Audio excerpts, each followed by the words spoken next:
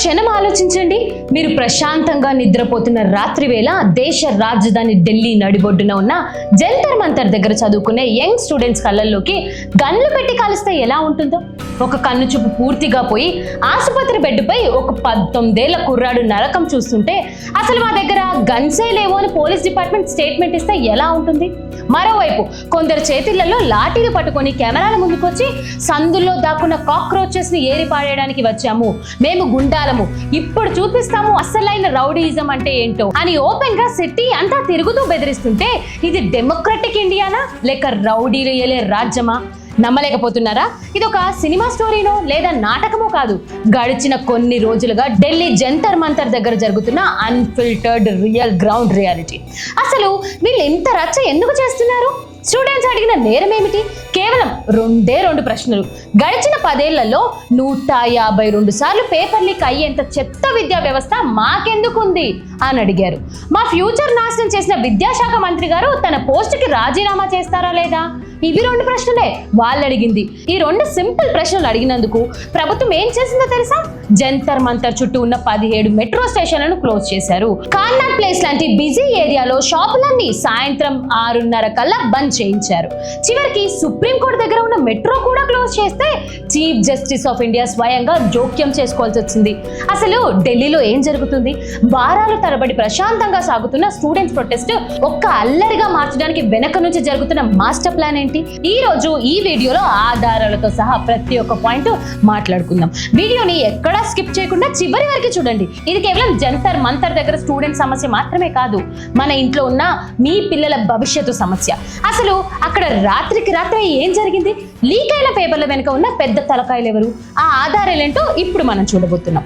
జంతర్ మంతర్ దగ్గర సీన్ చూస్తుంటే ప్రొటెస్ట్ ని డైరెక్ట్ గా ఆపకుండా దాని నెరేటివ్ ని మార్చడానికి ఒక డేంజరస్ ప్లాన్ జరుగుతుందని క్లియర్ గా అర్థమవుతుంది.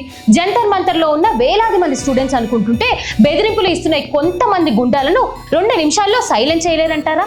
చాలా ఈజీగా చేయగలరు. కానీ పొలిటికల్ మాఫియా ఒక అసలు ఎజెండా ఏంటో తెలుసా? గొడవలు సృష్టించడము, రెచ్చగొట్టడము, బూతులు తిట్టడము. స్టూడెంట్స్ సహనం కోల్పోయి తిరిగి ఒక్క దెబ్బ కొడితే చాలు. చూసారా, ఈ సిజేపీ స్టూడెంట్స్ అందరూ నాన్ వైలెంట్ గా పోతున్నామని చెప్పి ఇప్పుడు అల్లరి మూకగా మారారు, లా అండ్ ఆర్డర్స్ కి పెద్ద థ్రెట్ గా మారారు అని గోధి మీడియాలో హెడ్లైన్స్ వేయవచ్చు. ఇది ఆసామాసీగా జరుగుతుంది కాదు, పక్కాగా ఫీల్డింగ్ సెట్ చేస్తున్నారు. జూలై 20న మార్నింగ్ పూట జంతర్ మంతర్ లాంటి హై సెక్యూరిటీ జోన్ కి రాళ్లు నింపిన ఒక పెద్ద ట్రక్ వచ్చాగింది. రాళ్లు రువ్వే వాళ్ళు వాడే రాళ్ళవి సిజేపీ వాళ్ళే తెచ్చారని స్టూడెంట్స్ ఆరోపించారు. సిజేపీ వాళ్ళే తెచ్చారని స్టూడెంట్స్ ఆరోపించారు. మరి ఢిల్లీ పోలీసులు హైటెక్ సీసీటీవీలలో ఏ కెమెరాలు ఏమైపోయాయి? ఆ ట్రక్ ని ఎవరు తెచ్చారో ఇప్పటికీ ఎలాంటి ఆన్సర్ లేదు. ఎందుకండి? జూలై 23 రాత్రి 2 గంటలకి ఒక పాత విరిగిపోయిన కారును పోలీసులు తీసుకొచ్చి జంతర్ మంతర్ దగ్గర డంప్ చేశారు.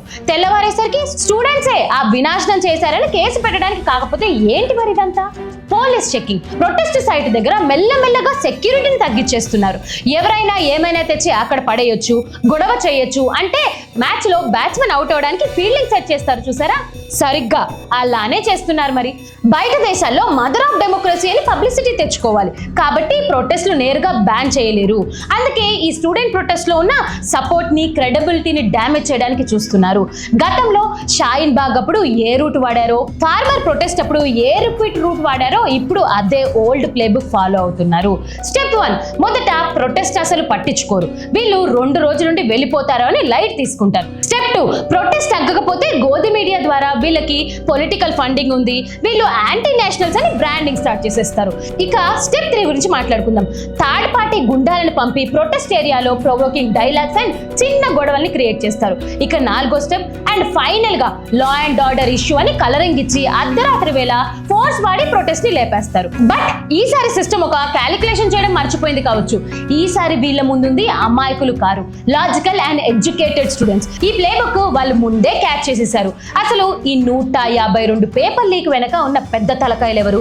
ప్రభుత్వం ఎందుకు ధర్మేంద్ర ప్రధాన్ రాజీనామా అనగానే అంత భయపడిపోతుంది? ఎందుకంటే ఇది కేవలం ఒక సిస్టమ్ ఫెయిల్యూర్ కాదు, ఇది వేల కోట్లతో నడిచే ఎడ్యుకేషన్ అండ్ ప్రైవేట్ మాఫియా. ప్రతి నేషనల్ ఎగ్జామ్ పేపర్ లీక్ వెనక లంచాలు, కోచింగ్ సెంటర్ల నెట్వర్క్, అఫీషియల్స్ హస్తం ఉంటుంది. పరీక్ష రాసే కుర్రాడు 10,000 ఫీజు కట్టడానికి కష్టపడుతుంటే లీక్ పేపర్ కొనేవాడు 20 లక్షల క్యాష్ పెడుతున్నాడు. పేపర్ లీక్ అయిన ప్రతిసారి ఎగ్జామ్ రద్దు చేస్తారు, మళ్ళీ నోటిఫికేషన్లు ఇస్తారు, మళ్ళీ కోట్ల రూపాయల అప్లికేషన్ ఫీజులు వసూలు చేస్తారు. అంటే స్టూడెంట్స్ ఆవేదన వీళ్ళకి ఒక బిజినెస్ మోడల్ గా మారిపోయింది. ఈ బిజినెస్ మోడల్ ప్రశ్నిస్తూ విద్యాశాఖ మంత్రిని అకౌంటబిలిటీ చేయమంటే వాళ్ళు 17 మెట్రో స్టేషన్ ని క్లోజ్ చేసి స్టూడెంట్స్ కళ్ళల్లోకి గన్స్ పెట్టి కాల్పిస్తున్నారు. ఈ రోజు జంతర్ మంతర్ దగ్గర రక్తం ఓడుతున్న ఆ 19 ఏళ్ల కుర్రాడు కన్ను కేవలం అతని చూపు మాత్రమే కోల్పోలేదు, మన దేశంలో ఉన్న న్యాయం అనే ఒక పదానికి ఉన్న వెలుగుని కూడా ప్రశ్నిస్తుంది. ఈ సిస్టమ్ కి ఒక విషయం క్లియర్ గా చెప్తాం. మీరు ఢిల్లీ మెట్రోలు బంద్ చేయొచ్చు, సిటీని షట్ డౌన్ చేయొచ్చు, ప్రెస్ మీట్లలో అబద్ధాలు చెప్పవచ్చు, కానీ 152 సార్లు పేపర్ లీక్ అయిన ప్రతిసారి నష్టపోయిన కోట్లాది మంది యంగ్ ఇండియన్ ఆక్రోశాన్ని ఏ ప్రభుత్వము బ్లాక్ చేయలేదు. గుర్తుంచుకోండి, ఈ ఫైట్ కేవలం ఢిల్లీ జంతర్ మంతర్ రోడ్డుపై పడుకున్న విద్యార్థులు మాత్రమే కాదు, నాట్ జస్ట్ దెమ్, రేపు ఎగ్జామ్ రాయబోయే మీ ఇంట్లో ఉన్న ప్రతి ఒక్క పిల్లవాడిది కూడా. ఈ నిజాలని బయటికి రాకుండా గోధి మీడియా కవర్ చేస్తుంది, కాబట్టి this video needs to reach everyone. అసలు వీటన్నిట్లలో ఆ ఫాస్ట్ ట్రాక్ కోర్టు వెనుక ఉన్న రియల్ ట్రాప్ ఏంటో ఇప్పుడు విందాం. ప్రైమ్ మినిస్టర్ గారు ట్వీట్ చేయగానే మంత్రులందరూ మాస్టర్ స్ట్రోక్ అని పొగడతలు స్టార్ట్ చేసేశారు, కానీ ఫ్యాక్ట్స్ చూస్తే మైండ్ బ్లాక్ అవ్వాల్సిందే. మొదటి ఫ్యాక్ట్, మన దేశంలో ఇప్పటికే వేల సంఖ్యలో ఫాస్ట్ ట్రాక్ కోర్టులు ఉన్నాయి, కానీ వాటిలలో 3.8 కోట్లకు పైగా కేసులు పెండింగ్ లోనే ఉన్నాయి. సెకండ్ ఫ్యాక్ట్ ఏంటో ఇప్పుడు మాట్లాడుకుందాం. కొత్తగా జడ్జిల సంఖ్యలు పెంచకుండా, కోర్టు ఇన్ఫ్రాస్ట్రక్చర్ పెంచకుండా, కేవలం పాత బిల్డింగ్లపై ఫాస్ట్ ట్రాక్ కోర్ట్ అని కొత్త ఫ్లెక్సీ బోర్డులు కడితే కేసుల స్పీడ్ తగ్గిపోతాయా? వాళ్ళకే తెలియాలి మరి. ఇది కేవలం ప్రొటెస్ట్ చేస్తున్న స్టూడెంట్స్ అటెన్షన్ మాత్రమే కాదు, డైవర్ట్ చేయడానికి ఆడుతున్న పిఆర్ ఆప్టిక్స్ డ్రామా కూడా. అసలు సిస్టమ్ మోసపోతుంది ఎక్కడో తెలుసా? పవర్ లీక్ అయిన ప్రతిసారి, పేపర్ లీక్ అయిన ప్రతిసారి పోలీసులు ఎవరిని అరెస్ట్ చేస్తారు?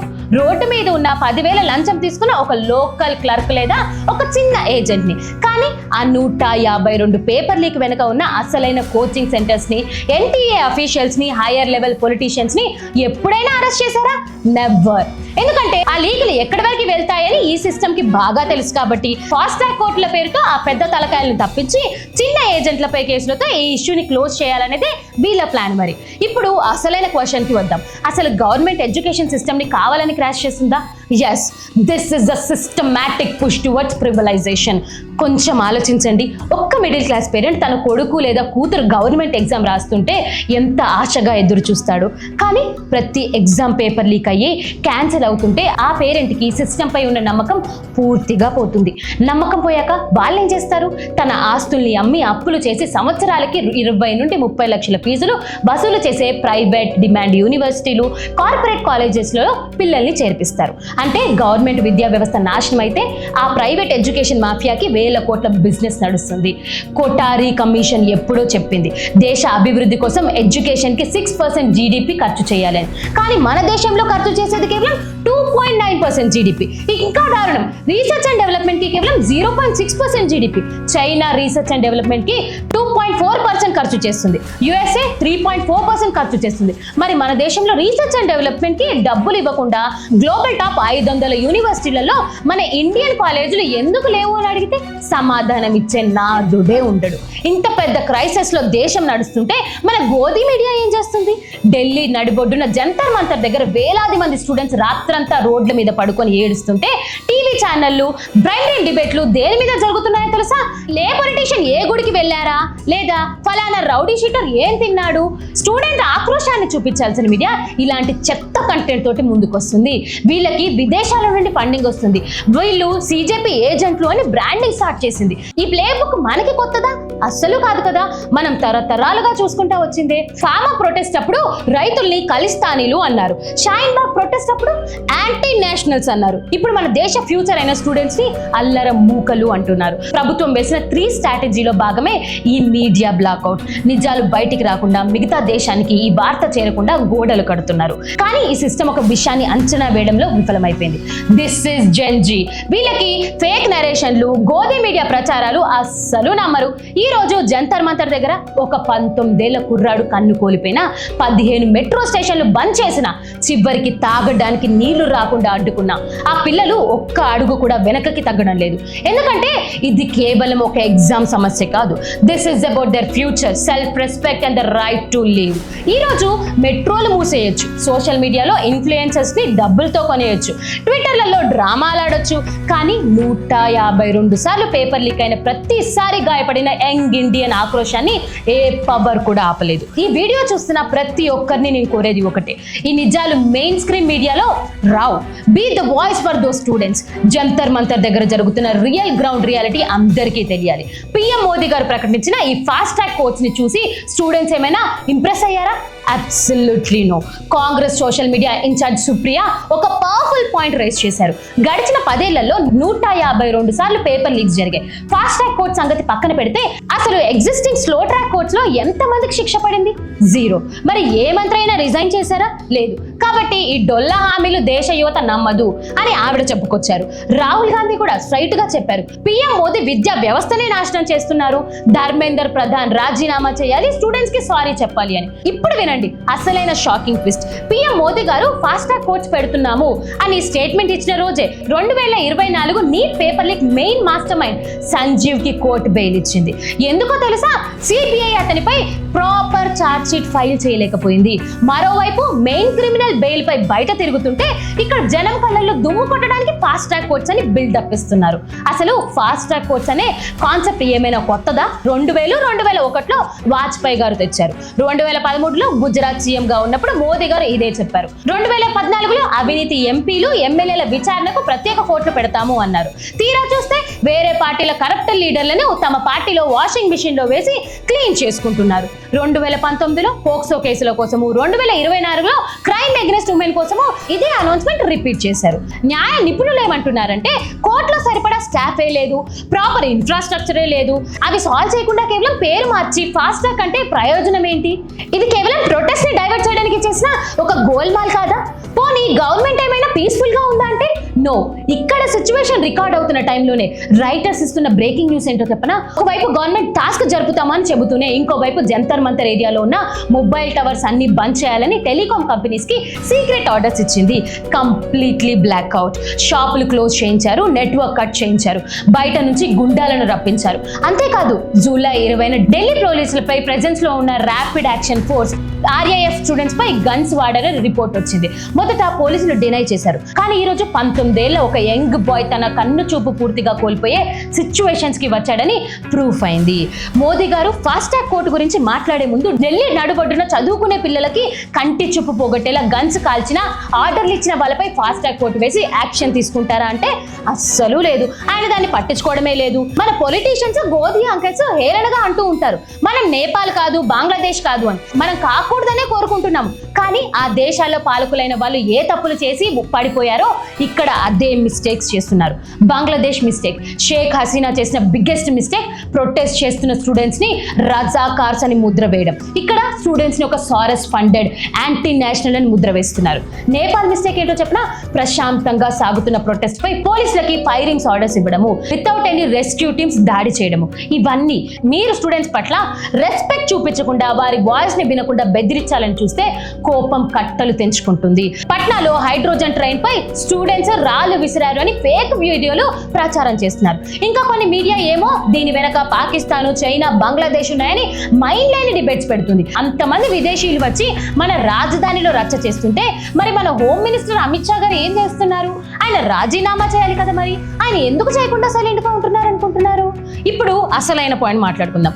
గవర్నమెంట్ కి పోరాడుతున్న స్టూడెంట్స్ కి మధ్య నిలబడిన పబ్లిక్ గా మీరు నేను ఏం చేయాలి? గవర్నమెంట్ ఫోర్స్ ఉపయోగించి జంతర్ మంతర్ దగ్గర ఉన్న క్రౌడ్ ని క్లియర్ చేయొచ్చు, కానీ పీపుల్ మైండ్ సెట్ లో ఉన్న నరేటివ్ ని చేంజ్ చేయనంత వరకు గవర్నమెంట్ భయపడుతూనే ఉంటుంది. మన రెస్పాన్సిబిలిటీ ఒకటే, don't let the narrative break. నిద్ర లేచి క్వశ్చన్ అడుగుతున్న ఆ యంగ్ జనరేషన్ వాయిస్ ని నొక్కబడకుండా చూడడము, కాల్ అవుట్ ద లైస్.